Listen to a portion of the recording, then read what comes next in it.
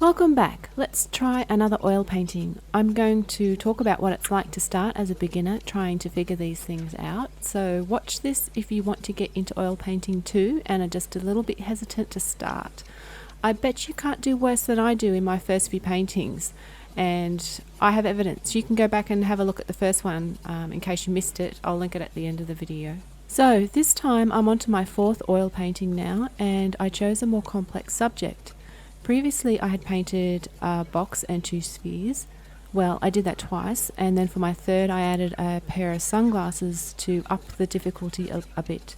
I thought it came out okay by the third painting, so this time I wanted to try something more complex again.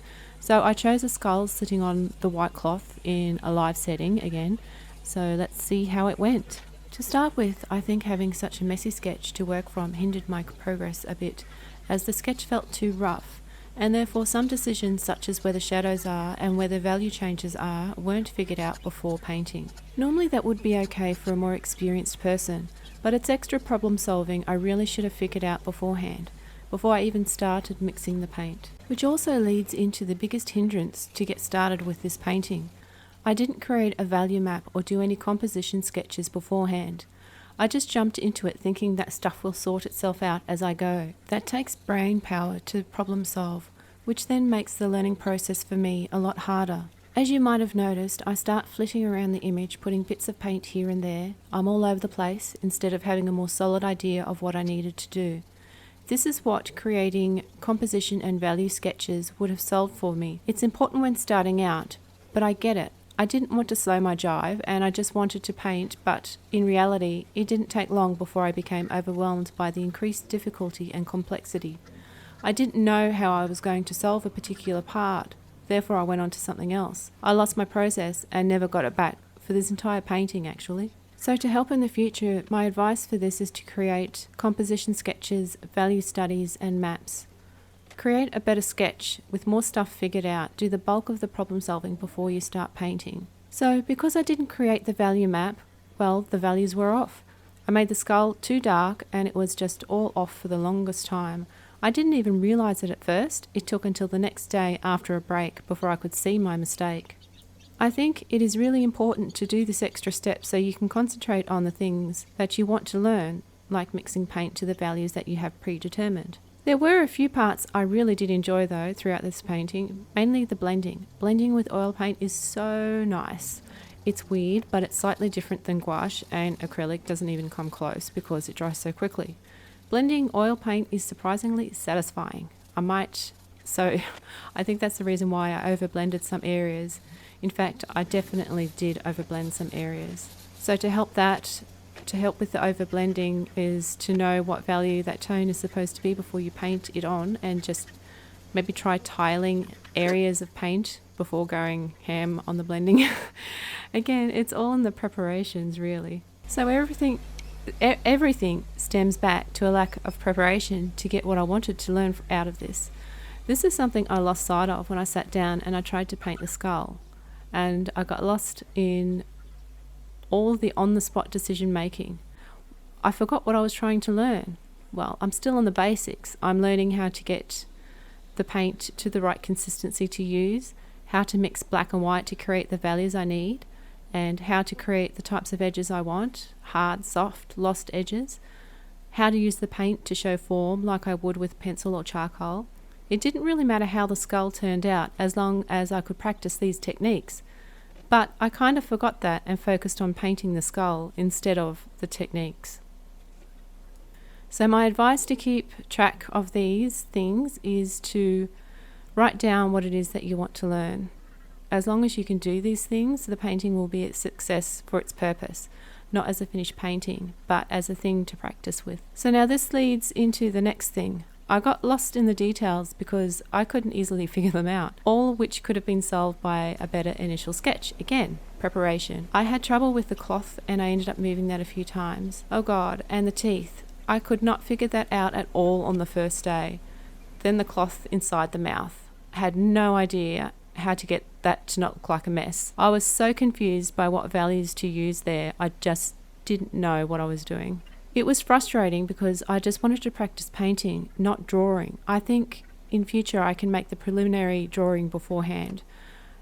All that planning doesn't have to be done in that sitting. I could possibly do it the night before or even during my morning coffee before I even think about starting the session. So I did have some trouble blending the cheekbone and kept losing it by blending and blending again. In the end, I felt I was too confused on how to proceed to keep going. I had to stop. At some point, I'm going to have to learn how to extend my sessions into multiple days, because instead of trying to rush it and do it all in one sitting. Also, as a side note, I haven't used an easel in a long time, and I'm finding standing further away from the surface that I'm painting on, my arm was getting heavy really fast, and it made it hard to paint as accurately or as confidently as I might have if my arm was supported. So I guess I'm going to have to build up some stamina and build muscle in my arms to keep painting and to be able to retain finer control. But for now, I need to change to, I changed to a more flat surface, but with still a slight angle, which is more of what I'm used to.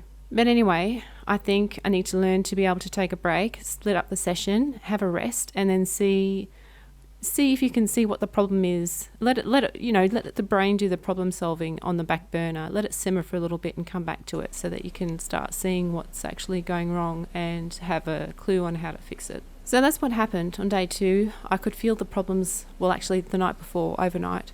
I could feel all the problems floating around in the back of my head, and by morning I wanted to have another look at the damage. It was then that I saw that the skull was the wrong value range and a few other issues, mainly in the mouth and the cloth. I felt the background was too boring, so I changed it to a kind of gradient mix, and that was that was a lot of fun. I moved the cloth to try and avoid ugly tangents being where things intersect in weird ways. It was then that I could see how to make the cloth be more clearly cloth, and added some highlights behind the skull that ran down behind and made it look like the same piece of cloth. I managed to clean up the teeth a bit. They're still rough, but at least it was looking better, I thought. I fixed up the part where the skull is behind the glasses and the glasses as well. And I was able to sort out that cloth behind the mouth part a little bit better. I'm surprised at how much problem solving I could actually do when I approached it as a fresh session for the day. It's not the best painting, but a lot happened here, and I think there was a lot to learn and not just creating a painting of the skull. So I hope you can see that it isn't always about the end result when learning. Sometimes we need to learn our processes first, hone our techniques, learn to manipulate the medium. My biggest message to anyone thinking of starting to oil paint is to focus on that first. Once we have an understanding of that and have a little bit of technical skill, we can start painting the skull. So just to reinforce what I learned, and hopefully you can take away or at least be aware of, because I also know that sometimes we need to make our own mistakes. Don't feel bad. It's the best way to learn art. Number 1, preparation. Make composition thumbnails to sort it out if it's going to be a square or portrait or landscape, where the subject is going to sit in that frame, and that kind of thing. Number 2, create at least a preliminary value map. Have an idea of what tones you can mix and a map of where they go. Mine got really ugly, but as long as I can read it, that's all that counts. It's not a sketch or anything like that. It's a roadmap to your painting. Draw your subject with all the important details already figured out, where form and cast shadows are, where the major plane changes are. That would have helped me on that cheekbone, so I didn't waste a lot of time there. Write down what it is that you want to learn. Do you want to learn how to make smooth blends, gradients, hard and soft edges, whatever technique you want to focus on? Keep it where you can see it so that this will keep you on track instead of getting lost in the painting. I write down my notes on my initial painting map, and because I pinned that up close by so I can keep referring to it, because I'm already looking at it multiple times just to keep myself on track with the values and things like that. I can also refresh what it is that I'm trying to learn. And that's number 5, the biggest one. Start painting with your plan. You can start anywhere, but use your value map and work on one part at a time. Focus on technique, not the subject, and this will help build your focus muscle if you can make the conscious effort to get started, to actually practice it. After all that, this is the result. This is the painting I ended up with. Not too bad after all. There was a lot of ups and downs. It definitely taught me that making that roadmap is an essential part to do before I even start. So if you missed the first video, you can take a look at it here and see the third painting I ended up with. And if you find this helpful, consider subscribing, and it's my hope that we can get better together No matter what flavour of art you want to learn, I try and cover topics and issues that I think other beginners might face. Your journey will be different to mine, but I want to hopefully inspire people to give art a go and to not give up. There is just so much to learn from art that isn't even art related, just about you can learn so much about how you deal with things through art as well. With that said, I hope I see you next time with another paint session. I don't know what I'm going to paint next yet, but I'm going to take the lessons I learned with this one in consideration when choosing the next subject. I have to say, I really want to move on to something more interesting than boxes and spheres and skulls. I don't know. They've got their purpose, but it can be boring. So I'll figure something out and I'll see you then. So keep drawing and painting.